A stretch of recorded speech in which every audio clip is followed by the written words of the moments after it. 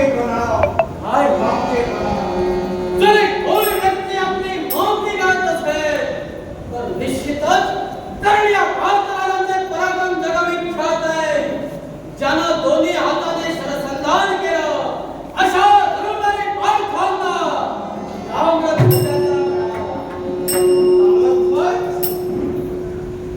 एकमेकांचा परिचय झाला.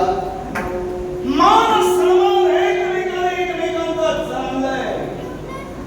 आता मी इथं का आलोय हे नव्यानं सांगण्याची गरज नाही. विभा माझी तुम्हाला विनवणी आहे.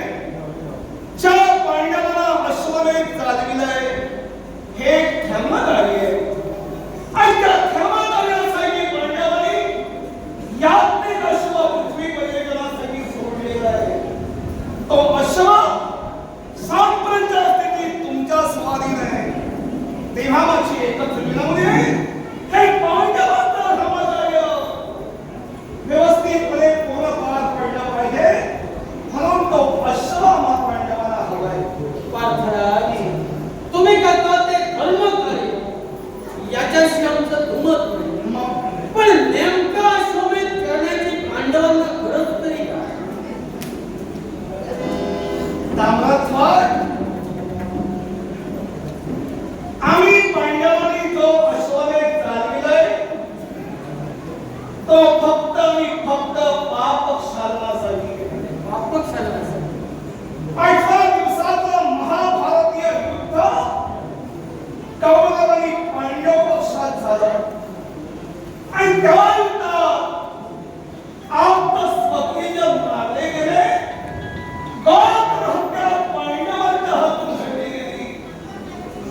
हा प्रश्न नेहमी पांडवांच्या हृदयात होतच होता. तेव्हा व्यास मुनींच्या आशीर्वादानं आणि देवगोपाल कृष्णाच्या मार्गदर्शनाखाली पाप क्षालनासाठी हे धर्मकार्य म्हणून हा अश्वमेध आम्ही आरंभ केलाय. पार्थराज, तुम्ही म्हणताय पाप क्षालनासाठी अश्वमेध तुम्ही आरंभला. हो. वास्तविक सत्ययुगात तप श्रेष्ठ आहे, त्रेतायुगात ज्ञान श्रेष्ठ आहे. त्याप्रमाणे हे द्वापार युग आणि या द्वापार युगात लवेश वेळणेकर यांकडून राणी संध्यावळीची भूमिका काढावी असते. सत्ययुगात तप श्रेष्ठ आहे, त्रेतायुगात ध्यान श्रेष्ठ आहे. अगदी त्याप्रमाणे या द्वापार युगात यज्ञ श्रेष्ठ आहे. ही यज्ञ उभेच आहे. पण सांप्रत तुम्ही करताय तो पाप क्षालनासाठी यज्ञ, म्हणजे तुमच्याकडून घडलेली गोत्र हत्या त्याचं कुठेतरी शालन व्हावं म्हणून तुम्ही अश्वमेध करता. आणि त्यासाठी सोडलेला वारू एका विलाला निवडण्याचा प्रयत्न, आणि म्हणून त्या अश्वाचं बंधन आम्ही केलं. अश्वमुक्त होणे नाही. ताम्रध्वज, अश्वमेध आम्ही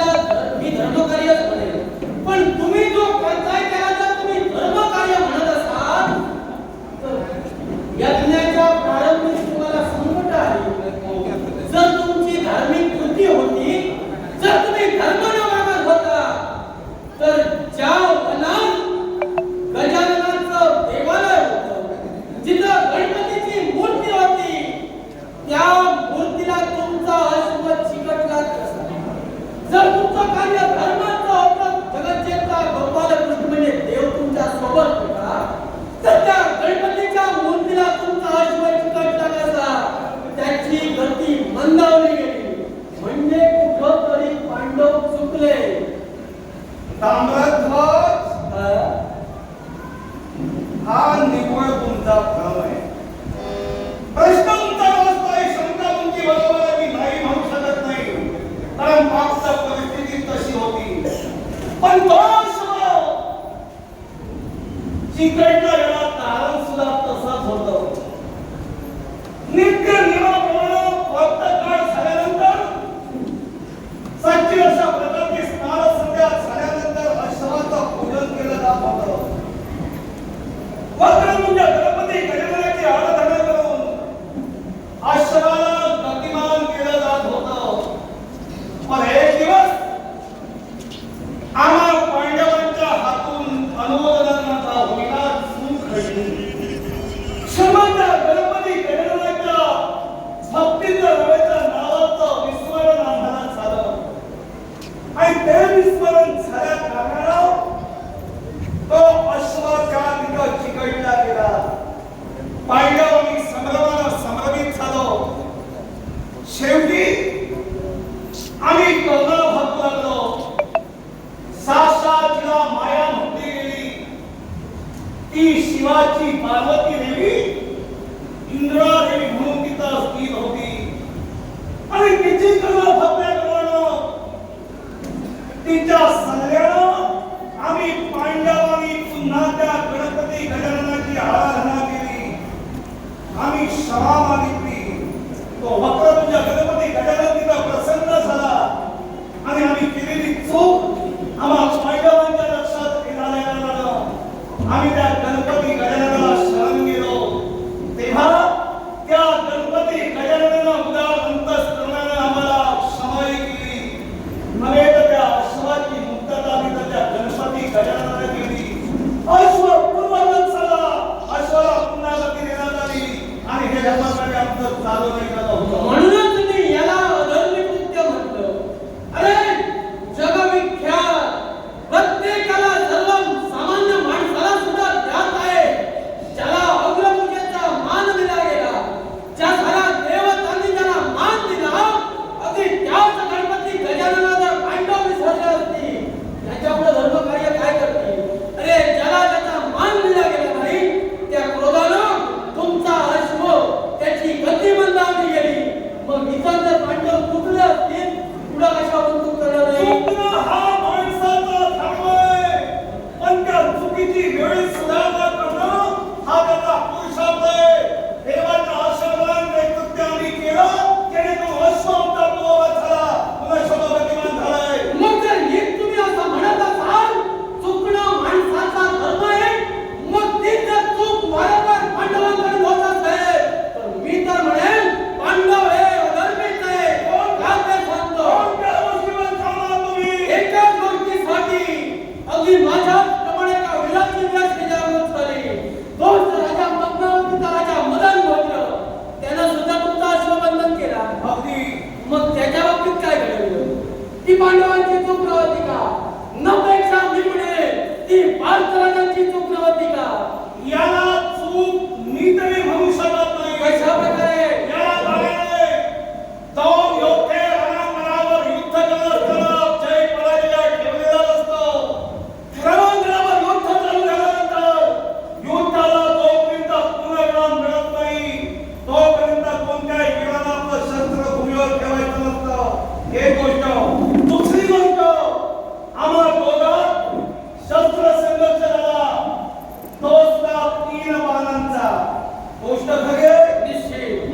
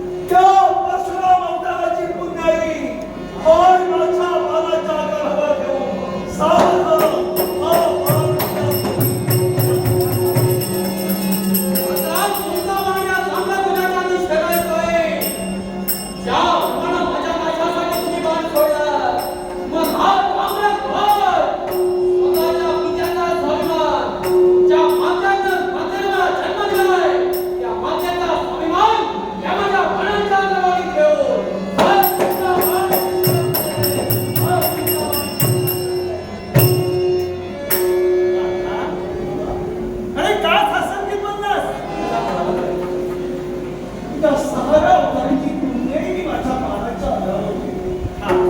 आणि तांबड ध्वजाच्या अतिशयंत अनुकरण करण्यासाठी मी सोडला असता या तांबड ध्वजाला या तांबड ध्वजाला मान म्हणून टाकला. तर मी काय सांगू? याचा अर्थ तू पराक्रमी नव्हेस असा नाही. मग याचा अर्थ काय असा आहे? अरे सावरा अवतारी माता रेणुकाणी पिता पदार्नी यांच्या पवित्र पुष्करात मी जन्म घेतला होता. आता पित्याच्या इच्छेसाठी मातेचा घात माझ्या हातून घडला आणि एक मागणं आडवं आलं म्हणून तो अयशस्वी झाला. मात घात तुझ्यातून घडला. मात हत्या तुझ्यातून घडली.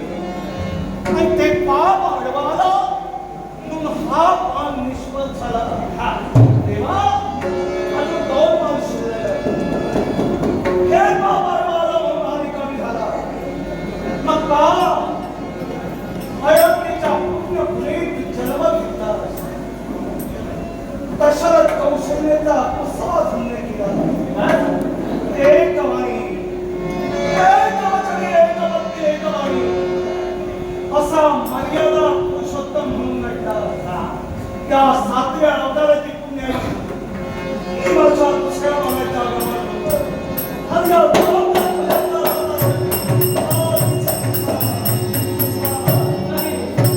पण राजाने सोडलेला बाण मला दिसला नाही. प्रभू रामचंद्राची पुण्याई त्या बाणाच्या अग्रभागी ठेविलात. मग त्याच बाणाचा ते बाण निष्प्रभ करण्यासाठी जर माझी पत्नी जर काही पतिव्रता असेल तर त्या पतिव्रताची पुण्याई त्या बाणावर त्या बाणाचा खेळ हा कामच बनवले.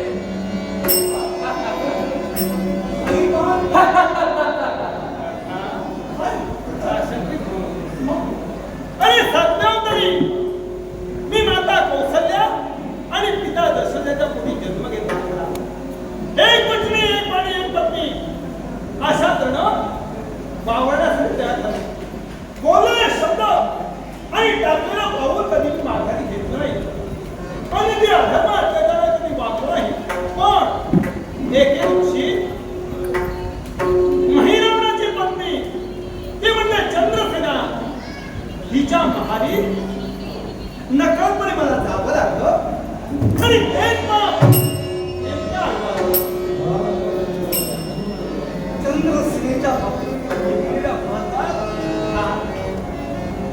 या ठिकाणी आढावा आला. मात्र अजूनही संधी आहे. म्हणून हा बाण निष्फळ झाला. एक बाण शिल्लक आहे. एक बाण अजूनही शिल्लक आहे.